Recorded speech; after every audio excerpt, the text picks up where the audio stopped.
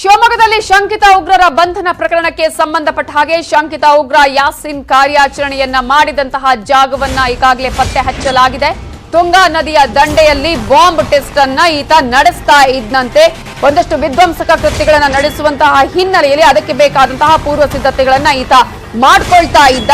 ಹಳೆ ಗುರುಪುರದ STP plant ಹಿಂದಿನ ಸ್ಥಳವನ್ನ ಈತ ಆಯ್ಕೆ ಮಾಡಿಕೊಂಡಿದ್ದು ಈ ಸ್ಥಳದಲ್ಲೇ ಈತ ಬಾಂಬ್ ಬ್ಲಾಸ್ಟ್ ಟ್ರಯಲ್ ಅನ್ನ ಮಾಡ್ತಾ ಇದ್ನಂತೆ. ನಿನ್ನೆ ರಾತ್ರಿ ಇದೇ ಸ್ಥಳಕ್ಕೆ ಹೋಗಿ ಸ್ಥಳ ಮಹಜರನ್ನ ಮಾಡಿದ್ದಾರೆ ಪೊಲೀಸರು.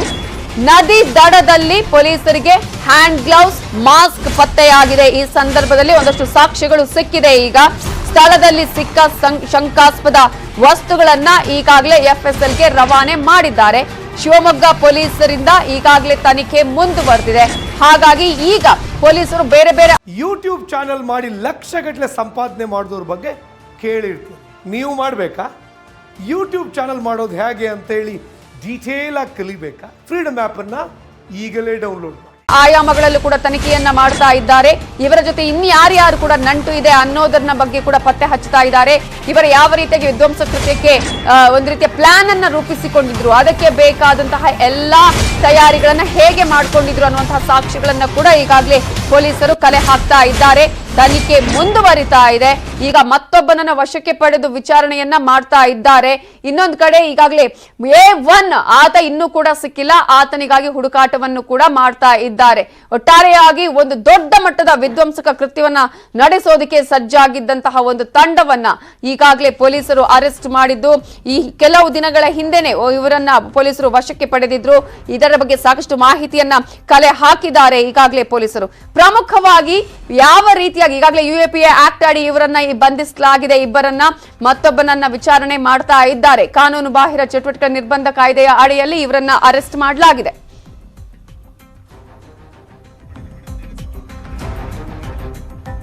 ಇದೇ ವಿಚಾರಕ್ಕೆ ಸಂಬಂಧಪಟ್ಟ ಇನ್ನಷ್ಟು ಡೀಟೇಲ್ಸ್ ಅನ್ನು ಕೊಡೋದಕ್ಕೆ ನಮ್ಮ ರಿಪೋರ್ಟರ್ ವಿನಯ್ ಈಗ ನೇರ ಸಂಪರ್ಕದಲ್ಲಿ ಜಾಯ್ನ್ ಆಗಿದ್ದಾರೆ. ವಿನಯ್, ಈಗಾಗಲೇ ಇಬ್ಬರ ಅರೆಸ್ಟ್ ಆಗಿದೆ. A1 ಹುಡುಕಾಟ ಯಾವ ರೀತಿಯಾಗಿ ನಡೀತಾ ಇದೆ? FSL ಅಲ್ಲಿಗೆ ಬಂದಿದೆಯಾ? ಸಾಕ್ಷಿಗಳ ಸಂಗ್ರಹದಲ್ಲಿ ಏನೇನು ಸಿಕ್ಕಿದೆ? ನವಿತಾ, ಏನು ಶಿವಮೊಗ್ಗದಲ್ಲಿ ಏನು ಇಬ್ಬರನ್ನ ಬಂಧಿಸಿರುವ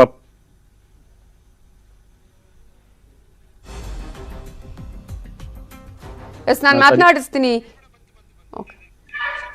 ಓಕೆ, ಕಂಟಿನ್ಯೂ ಮಾಡಿ ವಿನಯ್. ಓಕೆ, ಈಗ ಶಿವಮೊಗ್ಗದ ಹಲವೆಡೆ ಏನು ಪೊಲೀಸರು ತನಿಖೆನ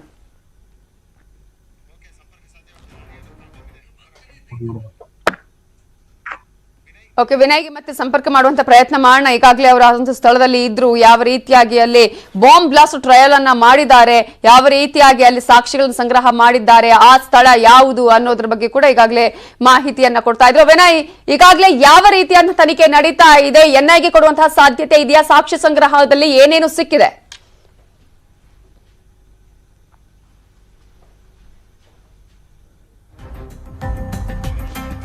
ಓಕೆ, ಅವರನ್ನು ಸಂಪರ್ಕಿಸುವಂತಹ ಪ್ರಯತ್ನ ಮಾಡೋಣ. ಶಿವಮೊಗ್ಗದಲ್ಲಿ ಶಂಕಿತ ಉಗ್ರರ ಬಂಧನ ಪ್ರಕರಣಕ್ಕೆ ಸಂಬಂಧಪಟ್ಟ ಹಾಗೆ ಮಲೆನಾಡಿನ ಹೆಬ್ಬಾಗಿಲು ಶಿವಮೊಗ್ಗ ಜಿಲ್ಲೆ ಉಗ್ರರ ಸೋಂಕಿಗೆ ಒಳಗಾಗಿದೆ ಈಗ ಅಂತಾನೆ ಹೇಳಬೇಕಾಗುತ್ತೆ. ಯಾಕಂದ್ರೆ ಒಂದು ಕಡೆ ನಿಷೇಧಿತ ಉಗ್ರ ಸಂಘಟನೆ ISIS ಜೊತೆ ಸಂಪರ್ಕವನ್ನು ಹೊಂದಿದಂತಹ ಹಿನ್ನೆಲೆಯಲ್ಲಿ ಶಂಕಿತ ಇಬ್ಬರನ್ನ ಈಗಾಗಲೇ ಪೊಲೀಸರು ಅರೆಸ್ಟ್ ಮಾಡಿದ್ದಾರೆ. ಇದರ ಬಗ್ಗೆ ಇನ್ನಷ್ಟು ಡೀಟೇಲ್ಸ್ ಕೊಡೋದಕ್ಕೆ ಮತ್ತೆ ಜಾಯ್ನ್ ಆಗಿದ್ದಾರೆ ವಿನಯ್, ಈಗಾಗಲೇ ಯಾವ ರೀತಿಯಾದಂತಹ ಪ್ರಯತ್ನಗಳು ಅಲ್ಲಿ ತನಿಖೆಯಲ್ಲಿ ನಡೀತಾ ಇದೆ? ಸಾಕ್ಷ್ಯ ಸಂಗ್ರಹ ಕೆಲಸ ಹೇಗೆ ನಡೀತಾ ಇದೆ? ಕಂಟಿನ್ಯೂ ಮಾಡಿ.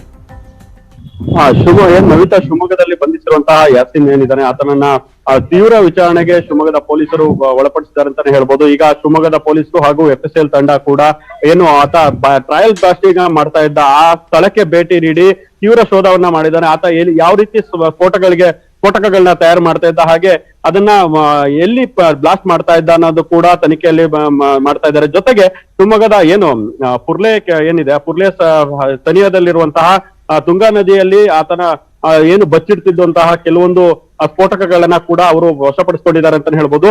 ಇದನ್ನ ನಂತರ ಈಗ UAPAಗೆ ಸಂಬಂಧಪಟ್ಟಿರುವ ಕಾಯ್ದೆಗೆ ಸಂಬಂಧಪಟ್ಟಿರುವ ಆಗಿರೋ ಕೇಸ್ ಆಗಿರೋದ್ರಿಂದ ಈಗ ಕೆಲವೇ ದಿನಗಳಲ್ಲಿ, ಅಂದ್ರೆ ಇನ್ನು 2-3 ದಿನಗಳಲ್ಲಿ NIA ಕೂಡ ಶಿವಮೊಗ್ಗಕ್ಕೆ ಬರುವ ಸಾಧ್ಯತೆಗಳಿದೆ. ಈಗ ಶಿವಮೊಗ್ಗದ ಈ ಕೇಸನ್ನ NIAಗೆ ಕೂಡ ವಹಿಸುವ ಸಾಧ್ಯತೆ ಕೂಡ ನಿನ್ನೆ ಗೃಹ ಮಂತ್ರಿ ಅವರು ಕೂಡ ಒಂದು ರೀತಿಯಲ್ಲಿ ಸುಳಿವನ್ನ ನೀಡಿದ್ರು. ಈಗ ಶಿವಮೊಗ್ಗದ ಪೊಲೀಸರು ಕೂಡ 7 ದಿನಗಳ ಕಾಲ ಆತನನ್ನ ಏನು ವಶದಲ್ಲಿ ಇಟ್ಕೊಂಡು ತನಿಖೆಯನ್ನ ನಡೆಸ್ತಾ ಇದ್ದಾರೆ. ಜೊತೆಗೆ 2 ತಂಡವಾಗಿ, ಅಂದ್ರೆ ಒಂದು ತಂಡ ಮಂಗಳೂರಿನ ಕಡೆ ಹೋದ್ರೆ ಇನ್ನೊಂದು ತಂಡ ಶಿವಮೊಗ್ಗದ ಏನು ಈ ಭಾಗದಲ್ಲಿ ಅಂದ್ರೆ ತೀರ್ಥಹಳ್ಳಿ ಆಗಿರ್ಬೋದು ಹಾಗೆ ಶಿವಮೊಗ್ಗದ ಸಿಟಿ ಆಗಿರ್ಬೋದು ಈ ಎರಡೂ ಕಡೆಯಲ್ಲೂ ಕೂಡ ತನಿಖೆನ ನಡೆಸ್ತಾ ಇದ್ದಾರೆ. ಜೊತೆಗೆ ಮಾಜರನ್ನ ಮಾಡಿ FSL ತಂಡ ಕೂಡ ಈಗ ಏನು ಸಂಬಂಧಪಟ್ಟಂತಹ ಸ್ಫೋಟಕಗಳಾಗಿರ್ಬೋದು ದಾಖಲೆಗಳಾಗಿದೆ ಎಲ್ಲವನ್ನೂ ಕೂಡ ವಶಪಡಿಸಿಕೊಂಡಿದೆ. ಈಗ ಆ ತನಿಖೆ ಹಂತದಲ್ಲಿ ಮುಂದುವರಿತಾ ಇದೆ. ಜೊತೆಗೆ ಇನ್ನು ಏನು ಬಂಧಿತ ಏನು ಇಬ್ಬರಿದ್ದಾರೆ ಅವ್ರನ್ನ ಒಂದು ಅಜ್ಞಾತ ಸ್ಥಳದಲ್ಲಿ ಇಟ್ಟು ಈಗ ಎನ್ಕ್ವೈರಿಯನ್ನ ಮಾಡ್ತಾ ಇದ್ದಾರೆ. ಇದ್ರ ಜೊತೆಗೆ ಏನು ಒಬ್ಬ ಅಬ್ಸೆಂಟ್ ಆಗಿದ್ದಾನೆ